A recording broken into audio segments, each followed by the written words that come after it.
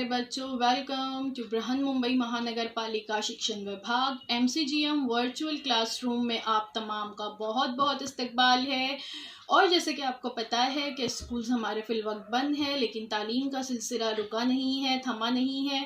और जो है हम आपके सामने रोज़ बरोज़ जो है नए नए लेक्चर्स के साथ जो है हाजिर होते हैं। तो वैसे ही आज का हमारा एक नया इंटरेस्टिंग सेशन लेकर हम आए हैं आपके साथ, और मैं हूं आपकी मौलमा शेख ज़रीन सबा। तो चलिए शुरुआत करते हैं हमारे आज के सेशन की। अस्सलाम वालेकुम प्यारे बच्चों, welcome to Zareen Saba virtual studio. Zareen Saba virtual studio में आप तमाम का बहुत बहुत इस्तकबाल है और मुझे उम्मीद है आप सब खैरियत से होंगे और हमारे वीडियोस को बाकायदगी से देख रहे होंगे। जैसे कि आपको पता है, हमारे यूट्यूब चैनल पर स्टैंडर्ड 5 से लेकर स्टैंडर्ड 10 तक के तमाम साइंस की वीडियोज़ अवेलेबल हैं। तो अगर आपको ये तमाम वीडियोज़ आगे भी इसी तरह से चाहिए तो हमारे चैनल को सब्सक्राइब ज़रूर कीजिए। तो आज हम देख रहे हैं आपका चैप्टर तेज़ाब असास की शनाख्त, जमात हश्तुम के लिए, स्टैंडर्ड 8 के लिए। मजमून है साइंस और मैं हूँ आपकी Maulma Zareen Saba from MCGM virtual classroom Mumbai. तो बच्चों, आज का हम यहाँ नया चैप्टर शुरू कर रहे हैं, तेज़ाब और असास की शनाख्त, identity of acid and bases. Acids and bases के बारे में आज जो है हम इस सबक में देखने वाले हैं। स्कूल बंद है लेकिन तालीम का सिलसिला जारी व सारी रहे, इसलिए हम हर रोज़ एक नया वीडियो लेकर आपके सामने हाजिर होते हैं। आपको इल्म होगा कि कुछ चीज़ों का जायका खट्टा होता है, कुछ चीज़ें मीठी होती है, कुछ चीज़ों का जायका कड़वा होता है, बाज़ अशिया जो है तुर्श जायके वाली होती है। लेकिन लीमू, इमली, सिरका और आंवला जैसी जो अशिया है, इसमें एक खट्टापन जो है एक मखसूस मुरक्कब की वजह से होता है। खटास देने वाले इस मखसूस मुरक्कब को ही तेज़ाब या एसिड्स कहते हैं। तेज़ाब पानी में हलपजीर होने के साथ साथ झींचकार भी होते हैं। हैवानात और नबातात में भी तेज़ाब मौजूद होते हैं। तो ये जो एसिड्स है ये हमारी बॉडी में भी मौजूद है, हमारे जिस्म में भी एसिड्स मौजूद होते हैं, नबातात में भी एसिड्स मौजूद होते हैं। पिछली जमात में आप लोगों ने डाइजेस्टिव सिस्टम के बारे में पढ़े हैं, हमारा निज़ाम इंहिज़ाम किस तरह से काम करता है। डाइजेस्टिव सिस्टम में आपने ये पढ़ा होगा कि हमारे जिस्म में जो आंतें होती हैं और जो मैदा होता है हमारा, जहाँ पर जो हम खाना खाते हैं उसके पचने का अमल होता है, तो इस दौरान हमारे मैदे में कुछ नेचुरल एसिड्स होते हैं जो हमारे खाने में शामिल होते हैं। जो भी हम खाना खाते हैं वो नेचुरल एसिड्स हमारी बॉडी में मौजूद होते हैं और वो उस खाने में शामिल हो जाते हैं, जिसकी वजह से हमारे खाना का पचने का जो अमल है वो अच्छी तरह से होता है। तो वहाँ पर आप लोगों ने पढ़े थे कि हमारे बॉडी में एसिड्स होते हैं, है ना। बिल्कुल वैसे ही नबातात में भी तेज़ाब मौजूद होते हैं। तेज़ाब पानी में हल पजीर होते हैं और साथ ही साथ झींचकार भी होते हैं। तो जितनी भी खट्टी चीज़ें हम खाते हैं, इमली है, लीमू है, सिरका है, आंवला है, इसके अलावा संतरा और इस तरह की जो चीज़ें जिन जिन में खटास मौजूद होती है, उस सब में एसिड्स मौजूद होते हैं। खुर्दीनी अशिया में मौजूद तेज़ाब को कुदरती तेज़ाब या कार्बनी तेज़ाब कहते हैं, या ये तेज़ाब जो है कमज़ोर होने की वजह से इन्हें कमज़ोर एसिड्स या वीक एसिड्स भी कहते हैं। जितनी भी हमारी खाने की अशिया है, अभी हम बात कर रहे थे ना, जिन जिन में खटास मौजूद होती है वो तमाम अशिया में तेज़ाब मौजूद होता है। तो ये जो तेज़ाब होते हैं ये नेचुरल एसिड्स होते हैं या इसे कार्बनी तेज़ाब भी कहते हैं, और ये हल्के होते हैं इसलिए इन्हें वीक एसिड्स कहते हैं। तो जितनी भी अशिया है जिनमें एसिड्स मौजूद होते हैं, जैसे आंवला हो गया, इमली हो गया, सिरका हो गया और लीमू हो गया, संतरा हो गया, पैक्ड पिकल्स हो गए, जितने भी मुख्तलिफ किस्म के अचार होते हैं, इसके अलावा अंडा, लैम गोश्त जो होता है, वाइट ब्रेड, वाइट पास्ता, ये तमाम चीज़ें एसिडिक फूड्स कहलाती हैं। इनमें एसिड्स मौजूद होते हैं और ये कमज़ोर तेज़ाब होते हैं। अब देखते हैं मादनी तेज़ाब या मुर्तकिस तेज़ाब किसे कहते हैं। Nitric acid HNO3, sulphuric acid H2SO4 और हाइड्रोक्लोरिक एसिड HCl, ये तमाम तेज़ाब जो होते हैं ये मादनी तेज़ाब होते हैं और ये बहुत ज़्यादा, ये तेज़ाब जो होते हैं वो स्ट्रॉन्ग होते हैं, इन्हें स्ट्रॉन्ग एसिड्स कहा जाता है। इस तरह के जो मुर्तकिज़ तेज़ाब या स्ट्रॉन्ग एसिड्स होते हैं, इनकी अगर ज़रा सी भी मिकदार हमारी जिल्द पर गिर जाए तो हमारी जिल्द झुलस जाती है, यानी जल जाती है। इसी तरह इनका धुआं सांस या मुंह के ज़रिए जिस्म में दाखिल हो जाए तो भी बहुत ज़्यादा नुकसान होता है। देखिए, आप लोगों ने अक्सर इस तरह के हादसात के बारे में सुना होगा कि किसी पर एसिड अटैक हो गया या किसी पर एसिड जो है गिर गया तो उसकी वजह से उसकी स्किन जल गई। तो स्किन जो है एसिड्स की वजह से पूरी तरह से झुलस जाती है या जल जाती है। और कुछ एसिड्स इतने ज़्यादा स्ट्रॉन्ग होते हैं कि अगर उसका जो धुआं है वो सांस या मुंह के ज़रिए हमारे जिस्म में दाखिल हो जाए तो भी बहुत ज़्यादा नुकसान होता है। आपके घर में अगर आपके अम्मी आपके घर की सफाई के लिए अक्सर टॉयलेट बाथरूम धोने के लिए एसिड्स का इस्तेमाल किया जाता है, तो आप लोगों ने देखे होंगे, हालांकि वो एसिड कुछ डाइल्यूटेड होते हैं, यानी उनमें थोड़ा पानी भी मिला हुआ होता है, लेकिन तो भी जब वो एसिड डाला जाता है बाथरूम में तो धुआं उठता हुआ आप लोगों ने देखे होंगे। और अगर हम फौरन उस वक्त बाथरूम में चले जाएं तो हमें सांस लेने में तकलीफ होती है, नाक में, गले में एक तरह की चिरचिराहट और जलन महसूस होती है, तो ये एसिड की वजह से ही होता है। तो सोचिए, वो एसिड्स तो थोड़े पानी मिले हुए होते हैं तो इतने स्ट्रॉन्ग होते हैं, तो जो एसिड्स जो है एक्चुअल में स्ट्रॉन्ग एसिड्स होते होंगे वो कितने ज़्यादा नुकसानदा होंगे। मुर्तकिज़ तेज़ाब को आहिस्ता आहिस्ता पानी में डालकर उसका हल्काया तेज़ाब तैयार किया जा सकता है, जिसे डाइल्यूटेड एसिड्स कहते हैं। ऐसे हल्काए तेज़ाब मुर्तकिज़ तेज़ाब की बनिस्बत थोड़े कम नुकसानदा होते हैं, नुकसानदा होते हैं लेकिन थोड़े कम होते हैं। डाइल्यूटिंग एसिड्स क्या है? Acids in concentrated form are diluted to the desire concentration using water. पानी को मिलाकर और डिजायर कॉन्सेंट्रेशन हासिल किया जाता है, इसी को हल्काया तेज़ाब या डाइल्यूटिंग एसिड्स कहते हैं। पानी में यहाँ पर आप देख रहे हो बीकर कंटेनिंग एसिड्स। अब इसमें क्या मिलाया जा रहा है? बीकर कंटेनिंग वाटर, पानी मिलाया जा रहा है और फिर उसको स्यूरर से हिलाया जाता है और इस तरह से डाइल्यूटिंग एसिड्स तैयार किए जाते हैं। अब देखते हैं असास या बेस के बारे में। अगर आप खाने के सोडे का हल्का महलूल चखें तो वो आपको कुछ तल्ख लगता है। आपके घर में खाने का सोडा इस्तेमाल होता है ना, और भजिए बनते हैं हमारे यहाँ और इसी तरह खमन ढोकला वगैरह बनता है, तो उसको सॉफ्ट बनाने के लिए उसमें खाने का सोडा डाला जाता है। तो अगर आप उसको थोड़ा सा चख के देखेंगे तो आपको कुछ तल्ख लगेगा। तो ऐसी अशिया, तल्ख जायका रखने वाली अशिया और जो लिम्स में चिकनी होती है, हाथ लगाएंगे तो चिकनाहट महसूस होगी, तो ये तमाम जो है असास होती है। मिसाल है इसका चूने का पानी CaOH2, खाने का soda NaHCO3, caustic soda NaOH और साबुन वगैरह इन अशिया को असास कहते हैं। तो आपके घर में जो डिटर्जेंट होते हैं, साबुन होते हैं और फेस वॉश, हैंड वॉशेस और खाने का सोडा होता है, कास्टिक सोडा यानी धोने का सोडा, कपड़े धोने का सोडा, चूने का पानी वगैरह, ये तमाम असास की एग्जाम्पल है। इसके अलावा फ्लोर क्लीनर्स होते हैं, सरफेस क्लीनर्स होते हैं, कांच को साफ करने के लिए मल्टीपर्पज क्लीनर्स होते हैं, पावर जेल्स होते हैं, लाइजोल वगैरह जो होते हैं, ये तमाम भी असास की ही एग्जाम्पल है, बेसिस में इनका शुमार होता है। असास तेज़ाब से बिल्कुल भी मुख्तलिफ होते हैं। कीमियाई नुक्ते नज़र से ये तेज़ाब के बिल्कुल बरअक्स खुसूसियत के हामिल होते हैं। ये भी मुर्तकिज़ हालत में जिल्द के बरअक्स, ये भी मुर्तकिज़ हालत में जो है जिल्द को झुलसा देते हैं। और बेसिस कुछ एग्जाम्पल यहाँ पे बताई गई है, जैसे मैं अभी बता रही थी, detergent, baking soda, drain cleaners, ammonia, soap, तमाम तरह के हैंड वॉशेस या हैंड सोप, डिश वॉशर्स जो होते हैं और एंटासिड वगैरह, ये तमाम भी बेसिस की एग्जाम्पल है। और बेस भी जो है अगर मुर्तकिज़ हालत में है, तो कॉन्सेंट्रेटेड सिचुएशन में है, तो उस हालत में वो आपकी जिल्द को झुलसा।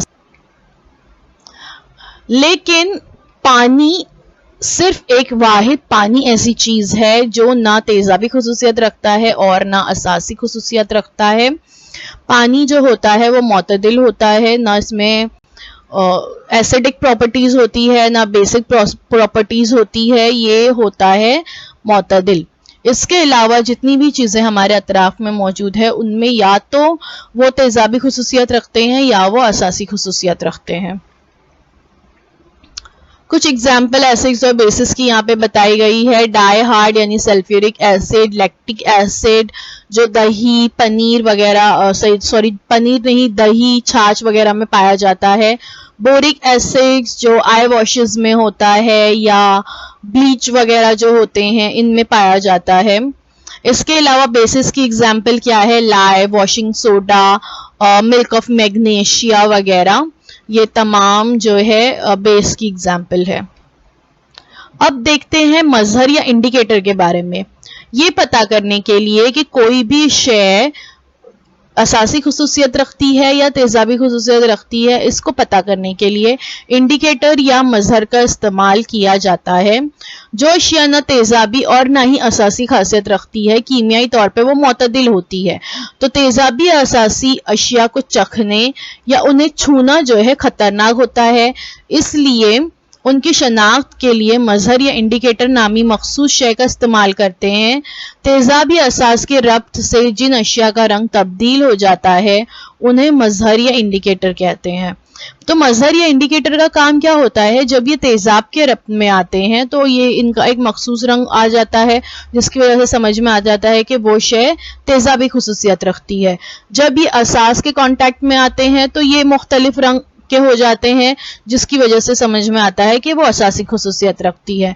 तो तेजाब या असास की शनाख्त के लिए, उनकी आइडेंटिफिकेशन के लिए इंडिकेटर्स यूज किए जाते हैं, जिसमें सबसे पहला है लिटमस पेपर या लिटमस कागज। आप लोगों ने इस तरह का पिंक और ब्लू कलर का कागज जो है देखा होगा। तेजाब और असास अशिया की जांच करने के लिए उमूमन तजुर्बा गाह में इस कागज का इस्तेमाल होता है। ये कागज जो होता है ये लाइकन या दगड़ फूल पौधे के अर्क से तैयार किया जाता है। क्या है दगड़ फूल, मैं बताऊंगी आगे आपको। तो ये दगड़ फूल से तैयार किया जाता है। लिटमस कागज सुर्ख या नीले रंग का होता है। नीला लिटमस कागज अगर तेजाब में डुबाया जाए तो सुर्ख हो जाता है, और अगर सुर्ख लिटमस पेपर अगर हम असास के महलूल में डालेंगे तो उसका रंग नीला हो जाता है। तो इस तरह से लिटमस पेपर का रंग देखिए एक दूसरे के अपोजिट जो है चेंज हो रहा है। जब हम तेजाब में नीले लिटमस पेपर को डुबाएंगे तो वो सुर्ख हो जाएगा, और सुर्ख को जब हम डुबाते हैं तो वो नीला हो जाता है। तो अक्सर जितने भी लेबोरेटरीज होती हैं, तमाम लेबोरेटरीज में तजुर्बा गाह में आपको वहां पर लिटमस पेपर जरूर नजर आएगा। तो ये लिटमस पेपर किससे तैयार किया जाता है? दगड़ फूल पौधे के अर्क से। जो तस्वीर में आपको नजर आ रहा है ये दगड़ फूल है, और इसको ब्लैक स्टोन फ्लावर भी कहते हैं। और ये आप लोगों ने सूखी हुई हालत में आप इसको देख सकते हो। लेफ्ट हैंड साइड पे इसका पौधा है, राइट हैंड साइड पे ये सूखी हुई हालत में है। तो इसके पौधे को सुखाया जाता है और इसका इस्तेमाल बतौर गरम मसाला हमारे खानों में होता है। तो आप लोगों ने अक्सर देखे होंगे आपकी अम्मी गरम मसाले के तौर पर ब्लैक स्टोन फ्लावर या दगड़ फूल का इस्तेमाल कर रही हैं। तो ये दगड़ फूल जो होते हैं इसके पौधे के अर्क से लिटमस पेपर तैयार किया जाता है। इसी तरह फेनोफ्थेलिन, मिथिल ऑरेंज, मिथिल रेड, ये मज़ाहिर महलूल की शक्ल में तजुर्बा गाह में इस्तेमाल किए जाते हैं। लिटमस पेपर के अलावा भी कुछ चीजें हैं जो बतौर इंडिकेटर यूज होती हैं। मिथिल ऑरेंज तेजाब में गुलाबी और असास में जर्द रंग का होला हो जाता है। फेनोफ्थेलिन तेजाबी महलूल में बेरंग होता है और असासी महलूल में ये गुलाबी रंग का हो जाता है। देखिए फेनोफ्थेलिन के बारे में यहाँ पे हम देख रहे हैं, ये फेनोफ्थेलिन है, बेरंग इस तरह से ये होता है, लेकिन जब हम इसे असासी महलूल में डालते हैं तो ये हो जाता है पिंक कलर का। आप लोग बड़ी जमात में जाएंगे तो आपको एक छोटा सा तजुर्बा होगा टाइट्रेशन, ठीक है, ये तजुर्बा जो है बहुत इंटरेस्टिंग है, बहुत अच्छा भी है। तो इस तजुर्बे में फेनोल्फथेलिन का ही इस्तेमाल किया जाता है और इस तरह कतरा कतरा फेनोल्फथेलिन जब उस असासी महलूल में डाला जाता है तो वो जो है पिंक कलर का हो जाता है। अब देखते हैं आफाकी मजहर या यूनिवर्सल इंडिकेटर किसे कहते हैं। आफाकी मजहर यूनिवर्सल इंडिकेटर, महलूल की शक्ल में मिलने वाला ये मजहर तेजाबी और असासी महलूल में रब्त में आने पर रंगों में मुख्तलिफ तब्दीलियां जो है जाहिर करता है, यानी यहाँ पर अभी अलग अलग रंग जाहिर करेगा, इसको यूनिवर्सल इंडिकेटर कहते हैं। Universal indicator pH colour chart, अगर कलर जो है रेड, ऑरेंज और येलो के शेड में आता है तो इसका मतलब है वो एसिडिक खुसूसियात रखता है। ग्रीन के शेड में जो कलर्स आते हैं वो न्यूट्रल खुसूसियात रखते हैं, मुतदिल होते हैं। और पर्पल, ब्लू, डार्क ब्लू के कलर में जब ये तब्दील होते हैं तो इसका मतलब है वो बेसिक प्रॉपर्टीज रखते हैं, असासी खुसूसियात रखते हैं। अब यहाँ पर कुछ एग्जाम्पल दी गई है। मजहर का नाम, मजहर का बुनियादी रंग, तेजाब में रंग और असास में रंग। लिटमस पेपर फॉर एग्जाम्पल दिया गया है। नीला लिटमस पेपर तेजाब में हो जाता है सुर्ख रंग और असास में उसका रंग नहीं बदलता, वो नीला का नीला रहता है। सुर्ख लिटमस पेपर तेजाब में हो जाता है सुर्ख, यानी रंग नहीं बदलता, वो सेम रहेगा, और असास में हो जाता है नीला। मिथिल ऑरेंज नारंगी कलर का होता है, नाम से ही जाहिर है ऑरेंज कलर का रहता है ये, लेकिन ये तेजाब में जाने पर गुलाबी रंग का हो जाता है और असास में जर्द रंग का।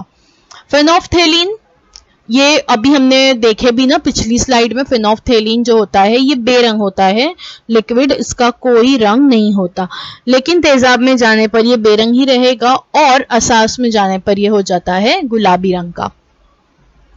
बिल्कुल वैसे ही अगला है इंडिकेटर मिथिल रेड, नाम से जाहिर है ये कौन से कलर का रहेगा, रेड यानी सुर्ख कलर का रहेगा। तेजाब में ये भी रंग नहीं बदलता है फेनोल्फथेलिन की तरह, सुर्ख का सुर्ख रहेगा, लेकिन असास में ये हो जाता है जर्द रंग का। अब देखते हैं कुछ कुदरती मजहर या नेचुरल इंडिकेटर्स के बारे में। नेचुरली अक्योरिंग इंडिकेटर्स, तो ये तो लिटमस पेपर वगैरह तो बनाए गए, लेकिन आपको पता है हमारी कुदरत में कुदरती तौर पर भी कुछ इंडिकेटर्स मौजूद होते हैं। तजुर्बागाह में अगर मजहर फराहम ना हो तो मुख्तलिफ घरेलू अशिया की मदद से कुदरती मजहर बनाए जा सकते हैं। आपने देखा होगा गिजा का जर्दी माइल दाग साबुन से धोने पर सुर्ख हो जाता है। रंग की ये तब्दीली गिजा में मौजूद हल्दी और साबुन के असासी महलूल के दरमियान कीमियाई तामुल का नतीजा होती है। यहाँ हल्दी मजहर के तौर पर काम करती है। देखिए अक्सर जब दाल का बर्तन हो, खास तौर से क्योंकि दाल बनाने में तो हल्दी का इस्तेमाल होता ही है, तो दाल के बर्तन को अगर आप जब साबुन से धोते हैं या आपके डिश वॉशर से धोते हैं तो आप लोगों ने देखा होगा कि वो हो जाता है रेड कलर का, सुर्ख रंग का हो जाता है। तो ऐसा क्यों हुआ? ये इस वजह से हुआ कि हल्दी जो है एक नेचुरल इंडिकेटर है और साबुन क्या होते हैं, हम देख चुके हैं कि साबुन, डिश वॉशर्स जो होते हैं ये असासी खुसूसियत रखते हैं, तो ये उससे रब्त में आने पर, हल्दी असास से रब्त में आने पर हो जाती है रेड कलर की।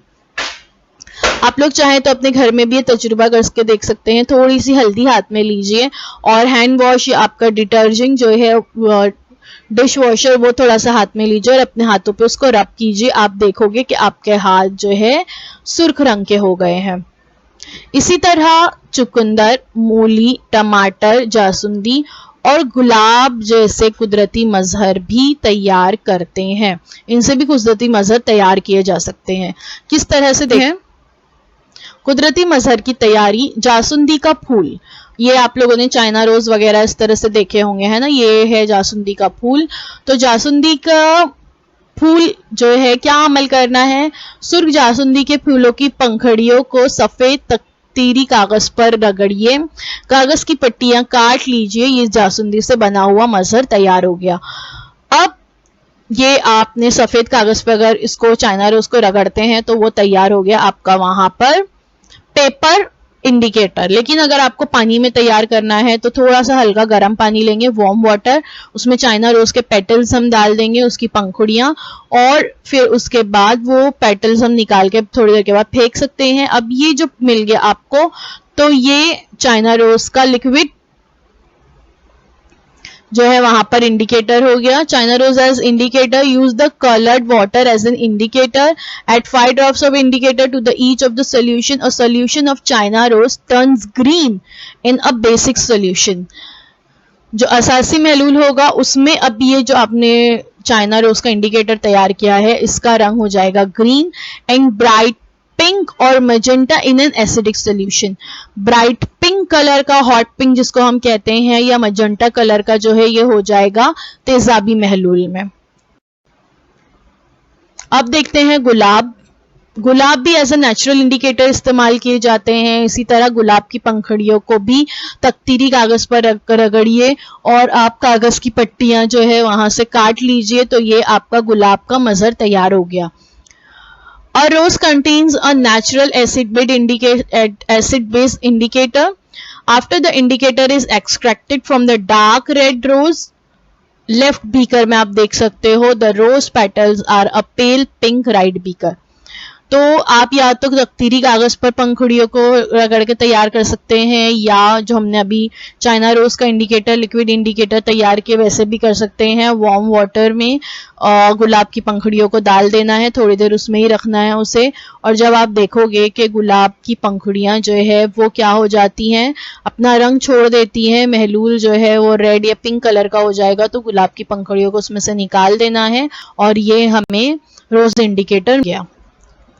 हल्दी का थोड़ा सा पाउडर लेकर जो है अगर हम उसमें पानी को मिलाते हैं और इस हल्दी के महलूल में तख्तीरी कागज या सादा कागज भी थोड़ी देर डुबा कर रखते हैं, तो उसको बाद में क्या करना है, उस कागज को निकालकर खुश्क करना है, ड्राई करना है, और फिर उसकी पट्टियां तैयार कीजिए। तो इस तरह से हल्दी का मजहर तैयार हो जाएगा। और ये हल्दी तो बआसानी हर किसी के घर में दस्तयाब है। तो ये किस तरह से काम करती है एज अ नेचुरल इंडिकेटर, आप आज अपने घर में जरूर ट्राई कीजिए। बिल्कुल ऐसे ही चुकंदर के पत्तों का भी मजहर तैयार किया जाता है। चुकंदर के पत्ते या बीट रूट जिसे हम कहते हैं, इससे भी आप नेचुरल इंडिकेटर्स तैयार कर सकते हैं। वही दो तरीके हैं, या तो चुकंदर को थोड़ा सा पानी में डालकर रखिए, वो तो चुकंदर फौरन ही अपना रंग छोड़ना शुरू कर देता है, तो ये लिक्विड इंडिकेटर बन गया। और या अगर आप इसके पत्तों को कागज पर रगड़ते हैं और फिर उसे खुश्क कर लेते हैं, तो ये आपका पेपर इंडिकेटर तैयार हो गया। ठीक है, कागजी मजहर तैयार हो जाएगा। तो इस तरह से कुदरती अशिया को भी बतौर इंडिकेटर इस्तेमाल किया जा सकता है। और हल्दी वाला एक्सपेरिमेंट आज आप बहुत एहतियात से थोड़ी सी हल्दी लेना है और हाथों को जो है फिर अपने साबुन से रगड़ कर धोना है, तो आपको नजर आएगा कि आपके हाथ जो अब तक हल्दी की वजह से येलो थे, अब वो हो गए सुर्ख रंग के। तो ये छोटा सा तजुर्बा आज अपने घर पे कर जरूर देखिए। तो बच्चों, thank you so much for watching. उम्मीद है जो कुछ आज आपको बताया गया वो आपको अच्छी तरह से समझ में आया होगा। इस वीडियो को एक बार अपनी किताब खोलकर सामने फिर देखिए, ताकि आपको ईच एंड एवरी पॉइंट अच्छी तरह से समझ में आए। और अगर आपके इस वीडियो के ताल्लुक से कोई भी सवालात हैं तो वो आप हमें कमेंट सेक्शन में ज़रूर पूछिए। साथ ही हमें कमेंट कर ये भी ज़रूर बताइए कि आपको हमारा ये वीडियो कैसा लगा। अगर आपको हमारे और इस तरह के वीडियोस आगे भी मिलते रहें आप चाहते हैं, तो इसलिए हमारे चैनल को सब्सक्राइब करना ना भूलें। सब्सक्राइब करने के बाद press the bell icon to get all the notification. साथ ही साथ हमारे इस वीडियो को लाइक करना ना भूलें। लाइक करने के बाद अपने दोस्तों के साथ इसे शेयर भी ज़रूर कीजिए। अब आप लोगों से अगले हफ्ते एक नई वीडियो में मुलाकात होगी। अल्लाह हाफिज़। तो बच्चों, मुझे उम्मीद है जो कुछ आज आपको पढ़ाया गया वो आपको अच्छी तरह से समझ में आया होगा। और अगर आपको नहीं समझ में आया है तो हमारा ये वीडियो YouTube पर भी अवेलेबल है, आप इसे दोबारा से जो है देख सकते हैं। और अपने साथ जो है अपनी टेक्स्ट बुक ज़रूर रखिए, ताकि आपको जो है तमाम पॉइंट्स अच्छी तरह से समझ में आए। तो अब आप लोगों से इंशाल्लाह अगले हफ्ते एक नए वीडियो में मुलाकात होती है। अल्लाह हाफिज़।